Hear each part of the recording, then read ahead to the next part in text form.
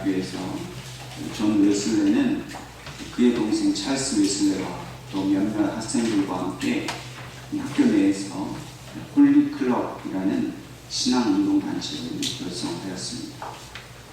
이 존 웨슬레는 홀리 클럽을 중심으로 해서 당시 이 영국 사회가 산업혁명 이후에 물질 중심주의로 변화되고 또 육체적인 쾌락을 추구하는 이런 타락한 이 시대상을 보면서 이 영국 사회를 다시금 영적으로 회복시키고자 하는 이런 영적 부흥운동을 주도하였습니다.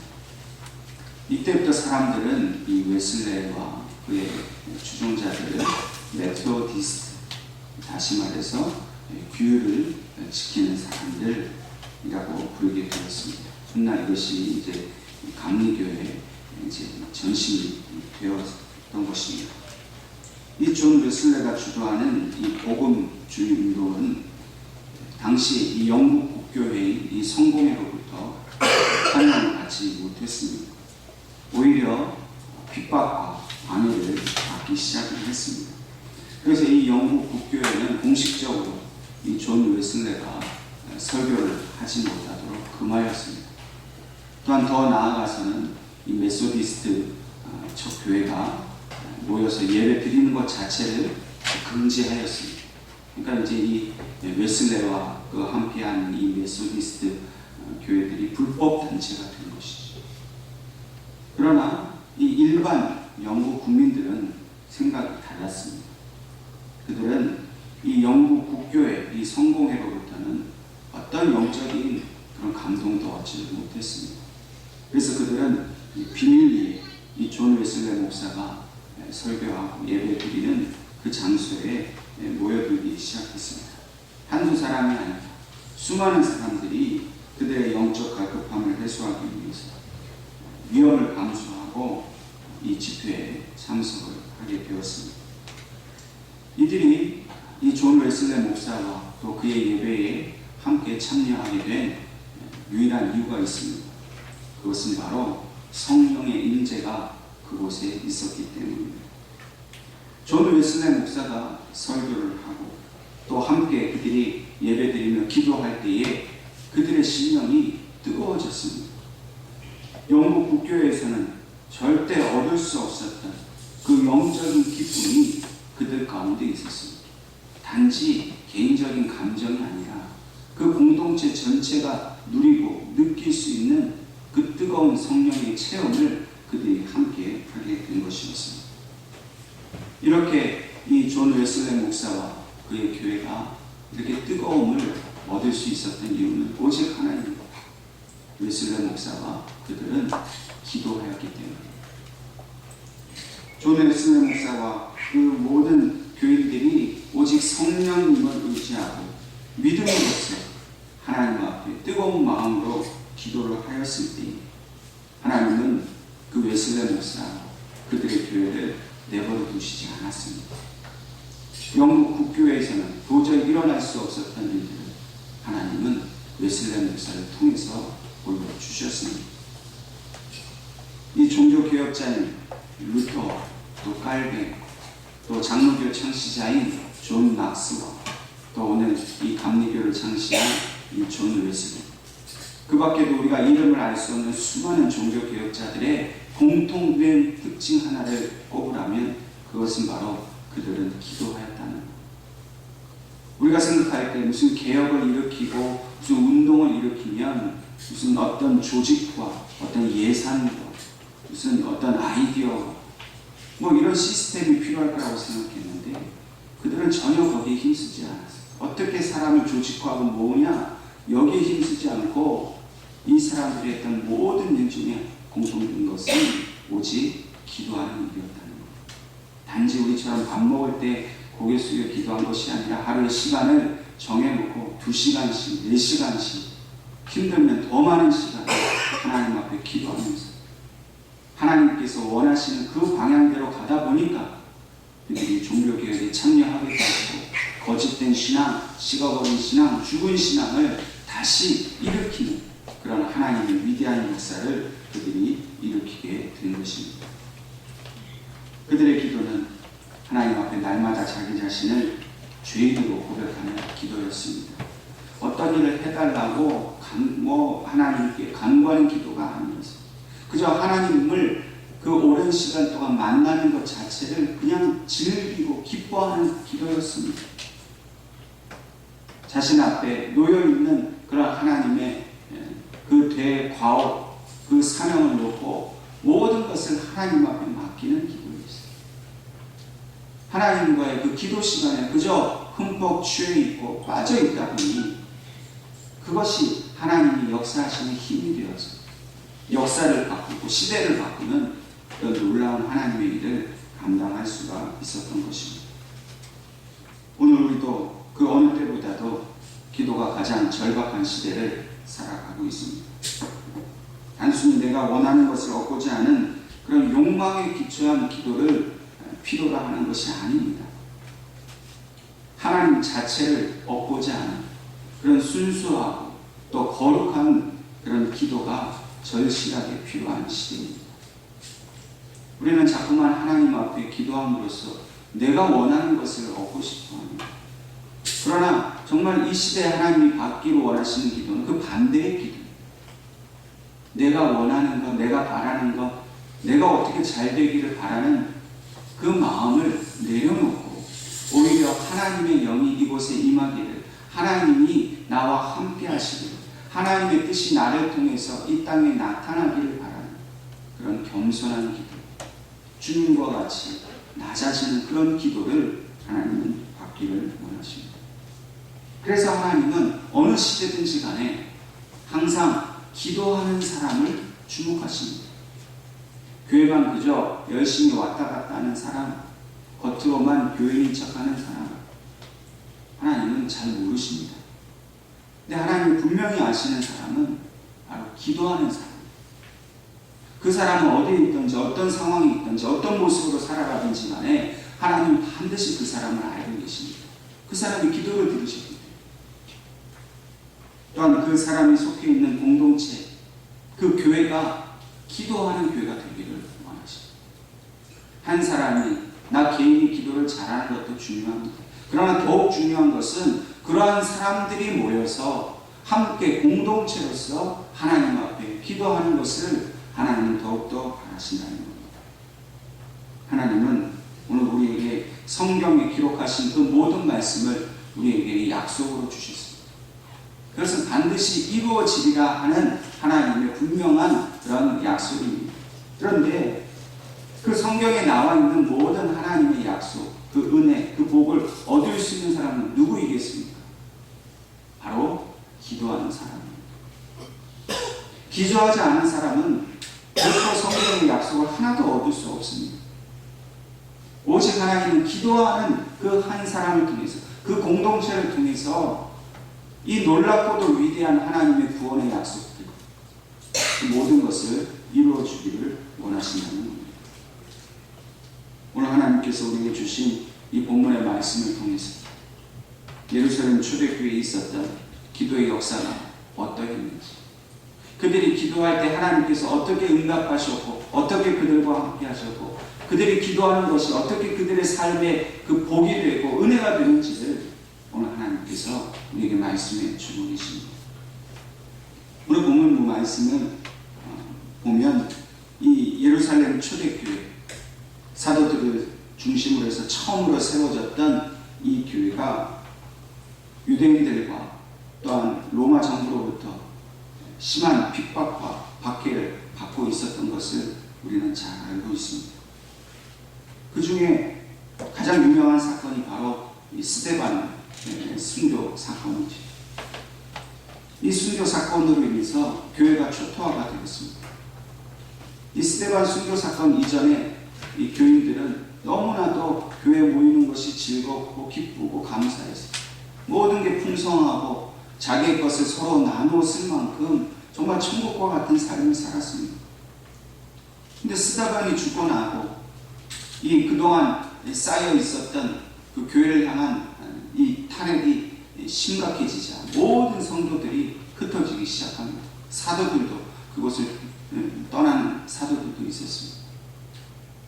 그런데 결국 이 흩어짐은 그리스도의 교회가 예루살렘에만 국한되는 것이 아니라 헬라 지역을 향해서 더 넓은 세계로 향하여서 교회가 확산되고 뻗어나가는 그런 영적인 기회가 되었던 것입니다. 이러한 시대의 상황 속에서 이 예수님 당시에 이 유대 지역의 왕이었던 이 헤롯이라는 왕의 손자인 헤롯 아그리파 1세, 오늘 본문에 나오는 헤롯 왕이 바로 이 헤롯 왕의 손자입니다. 이 아그리파 1세가 이 유대인들의 마음을 얻고자 하여서 어떠한 한 가지 조치를 행합니다.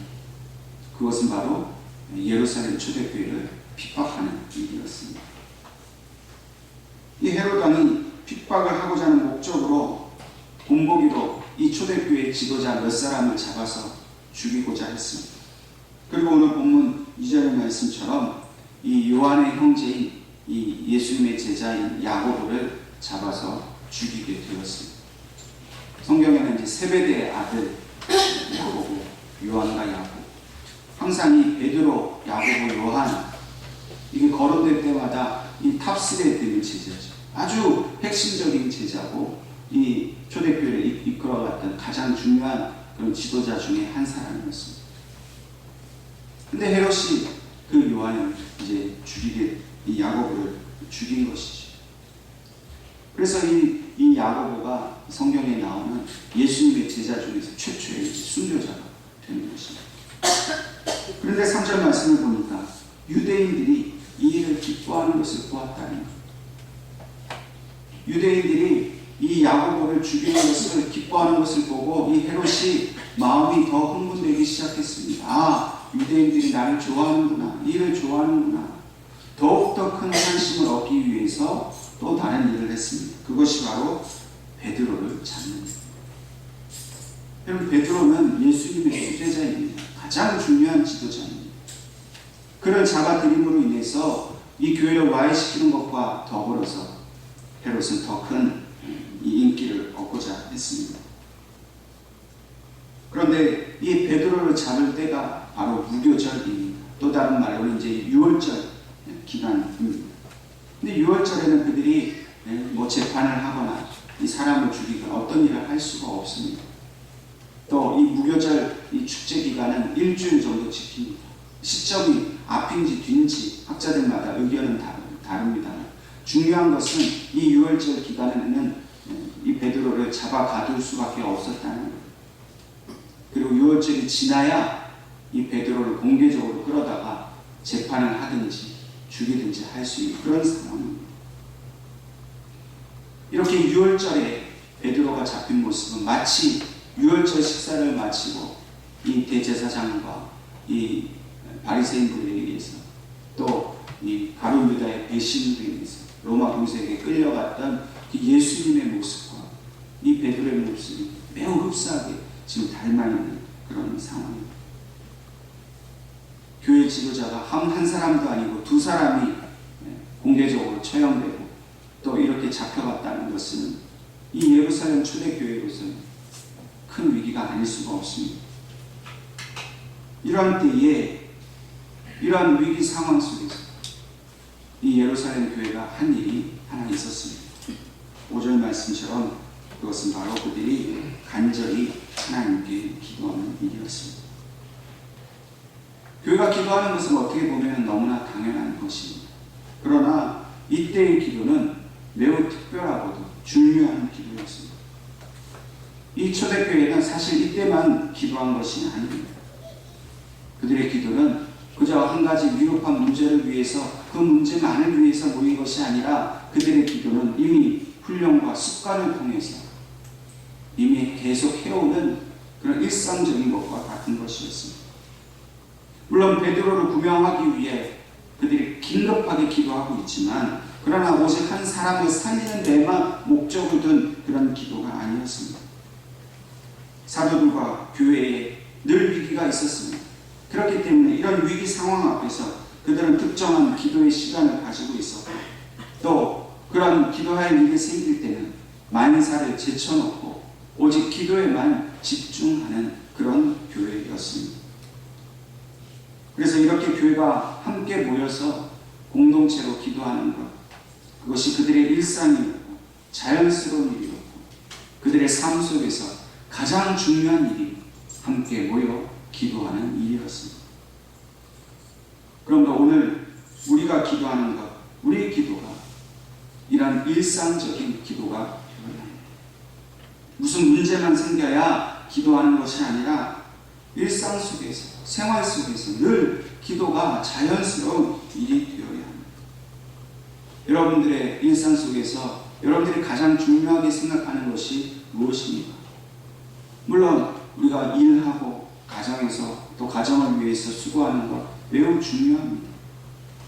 그런 중요한 일 말고 여러분들이 정말로 중요하게 생각하는 게 무엇입니까? 뭐 동창 모임입니까? 운동하는 일입니까? 그럼 가장 중요한 일이 교회에서 함께 기도하는 시간을 함께 참여하는 일입니다. 교회가 어떤 곳입니까? 기도하는 곳이죠.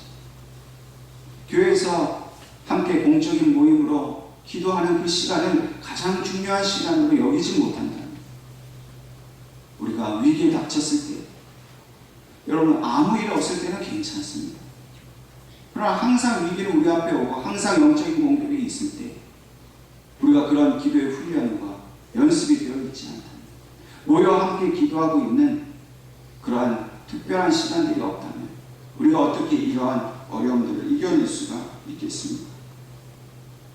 우리가 기도하는 일을 가장 중요한 것으로 생각할 때에 어떠한 위기 상황 속에서 우리는 기도로서 그 문제를 이겨낼 수 있습니다. 물론 함께 모여 기도하는 것이 힘든 분도 계셔요. 개인적인 기도를 더 좋아하고 개인적으로 집에서 얼마든지 기도하시는 분들도 계실 것입니다. 그런데 이 개인적인 기도도 중요하지만 이 개인적인 기도에만 머물러서 공동체적인 기도에 참여하지 않는다면 영적 전쟁에서 더 큰 힘을 발휘할 수 없습니다. 여러분 우리가 일반적인 전쟁이나 싸움에서도 한 사람이 싸우는 것보다는 여러 사람이 함께 합심하여 싸우는 것이 더욱 유리하다는 것을 알고 있잖아요. 여러분 영적인 원리도 똑같습니다. 뭐 기도가 많이 모여 기도한다고 더 잘 되느냐? 뭐 그렇게 비판할 수도 있겠지만 때로는 함께 모여서 그렇게 기도하는 것이 더 큰 영적 폭발력을 발휘할 때는 분명히 있다는 여러분 교회가 함께 모여 기도하는 일만큼 중요한 일이 어디에 있겠습니까? 악한 세력은 늘 우리를 공격합니다. 그렇기 때문에 우리는 공동체로서 단합된 힘을 보여줘요. 우리 예언교회가 모든 성도들이 영적으로 이길 수 있는 일은 뭡니까? 마귀가 생각할 때에 예언교회 성도들은 함께 모여 기도하는 사람들이다. 여러분 우리는 몰라도 마귀는 그 단법이 아닙니다. 그들은 영적인 존재이기 때문에 우리가 기도하는 것을 누구보다도 마귀가 잘 알고 있어요. 반대로 마귀가 제일 싫어하는 일이, 좋아하는 일이 뭐겠습니까? 우리가 기도하지 않는 것. 예언교회 성도들이 함께 모여서 기도하지 않는 걸 가장 좋아해요. 왜요? 그러면 공격하기가 쉬워지니까. 우리를 넘어뜨리고 쓰러뜨리기가 너무 쉬우니까. 그래서 우리가 함께 모여서 기도하겠다? 그러면 그때부터 마귀가 긴장하는 거예요. 마귀뿐만 아니라 하나님도 우리를 그렇게 도와주십니다. 여러분 하나님도 삼위로 일체 계십니다. 공동체로 계십니다. 하나님은 교회를 공동체로 모으셨어요. 그래서 그 공동체가 함께 기도하는 것, 마음을 같이 나누는 것, 한 가지 기도 제목을 놓고 함께 합심하여 기도하는 일을 하나님은 기뻐하시고 그 일을 통해서 하나님의 더욱 위대한 일들을 이루어가기를 원하신다는 겁니다. 여러분 하나님은 이스라엘 민족 공동체와 함께 하셨어요. 그 중에서 똑똑한 사람, 잘난 사람, 하나님 잘 믿는 몇 사람에게만 함께 하신 게 아닙니다. 하나님이 모세의 기도만 들으신 게 아니에요. 다윗의 기도만 함께 들으신 게 아니라 그 민족 전체와 함께 하셨어요. 여러분 구약 성경에서 말하는 이 이스라엘 민족은 오늘날 교회를 의미합니다. 그러므로 교회는 하나님이 택하셔서 이 시대를 위한 영적 군대로 하나님이 세우셨습니다. 그리고 그 군대의 가장 큰 힘은 바로 기도인 것을 말합니다. 오늘날 전쟁에서는 뭐 핵무기가 중요하고 뭐 장거리 미사일이 중요하고 무슨 첨단화된 그런 장비들이 중요하고 비행기가 중요하다고 하지만 여러분 영적 군대인 교회의 가장 중요한 무기는 바로 기도예요.